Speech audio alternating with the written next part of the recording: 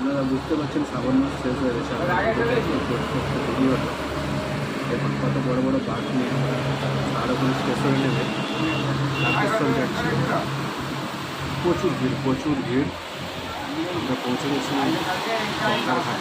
গঙ্গার ঘাটের ভিড়টা দেখুন, এবং জোয়ারের টাইমে প্রচণ্ড ভিড় ওই দিনটা। আমরা যেদিন যেই সোমবার যাই প্রায় 45 কিলোমিটার রাস্তা হেঁটে হেঁটে গেলাম। যাওয়ার সময় আমরা বাঘ সাজানো হচ্ছে এখানে, আমরা জল তুলে নিয়ে বাঘ সাজালাম, মাকে বেঁধে নিয়ে যাবো তারকেশ্বরের দিকে।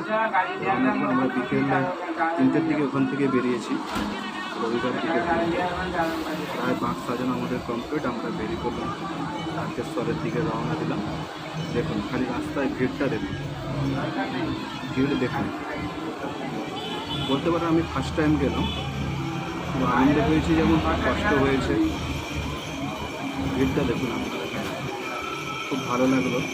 প্রথমবার তারকেশ্বর গেলাম, খুব সুন্দর সুন্দর বাঘ সাজানো হয়েছে এবং খুব ভিড়।